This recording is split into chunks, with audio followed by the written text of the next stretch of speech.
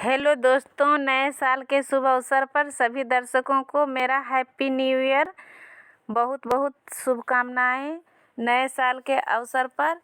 तो दीदी, आज हम लेकर आए हैं कि आंगनबाड़ी सेविका दीदी के सेंटर का क्या क्या बदलाव होने जा रहा है। तो दीदी, सब बिंदुओं पर ध्यान दीजिएगा। तो पहला नंबर 1 है कि सेंटर पर जो सबसे बड़ा बदलाव है पोषाहार का। जो भी दीदी का कार्यालय से जो भी पोषाहार आता था, तो सभी दीदी का पोषण ट्रैकर में एक तरह का लाभार्थी अपलोड नहीं था। किन्हीं का 25 है, तो किन्हीं का 40 है, तो किन्हीं का 50 है, किन्हीं का 20 है, लेकिन सभी को एक ही तरह का पोषाहार मिलता था। लेकिन अब ऐसा नहीं है, अब इसमें बड़ा ही बदलाव होने जा रहा है। तो दीदी देख रहे हैं, तो स्क्रीन पर दिख ही रहा होगा कि आंगनबाड़ी सेंटर का पोषाहार का सबसे बड़ा बदलाव। नंबर 2 में लाभार्थी को पोषण ट्रैकर में जोड़ना और उसे आधार वेरीफाई करना बिल्कुल न भूलें। तो इसमें है दीदी कि अगर हम पोषण ट्रैकर में लाभार्थी को नहीं जोड़ते हैं, मेरे क्षेत्र में मान लिया जाए 70 लाभार्थी है, लेकिन हमने पोषण ट्रैकर में उसको 30 को हम ऐड कर डाला है, तो हमें जो ICDS से मिलेगा पोषाहार, तो 30 ही लाभार्थी का मिलेगा।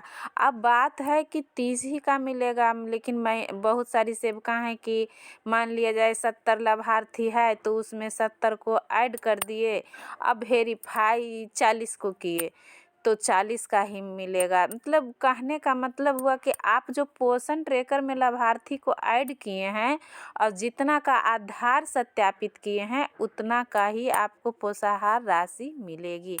पोषण ट्रैकर के आधार पर ही मिलेगा पोषाहार। तो बात वही हुआ दीदी कि पोषण ट्रैकर में जितना आप लाभार्थी रखेंगे, उतना का ही पोषाहार मिलेगा। बल्कि आपके क्षेत्र में कितना भी लाभार्थी क्यों ना हो, अगर आप पोषण ट्रैकर में अपलोड नहीं करती हैं, उनका आधार सत्यापित नहीं करती हैं, तो आपको उसका पोषाहार नहीं दिया जाएगा। ICDS विभाग से सीधे सेविका के अकाउंट में आएगी पोषाहार।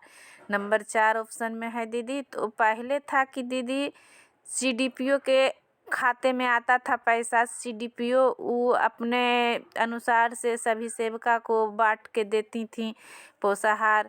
तो ऐसा सुनने में आ रहा है दीदी, अभी तो पूर्ण जानकारी नहीं है, लेकिन सुनने में आ रहा है कि 2023 में ICDS विभाग से सीधे सेविका के अकाउंट में पोषाहार राशि दी जाएगी, क्योंकि ICDS विभाग में बहुत सारे शिकायत पहुंच चुकी है कि जो भी पोषाहार दिया जाता है सेविका को, उसमें बंदरबाट हो जाता है, ये वो हो जाता है।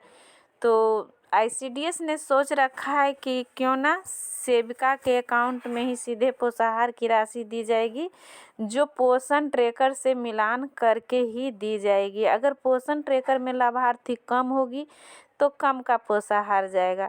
अब है लापरवाही बरतने पर पोषाहार और मानदेय के भी कटौती हो सकती है।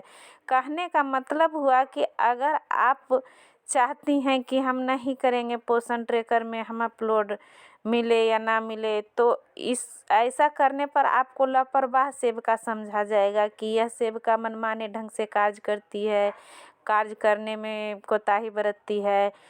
तो सेविका दीदी को जो भी पैसा मिलता है, वो सब काम करने के बदले में ही मिलता है।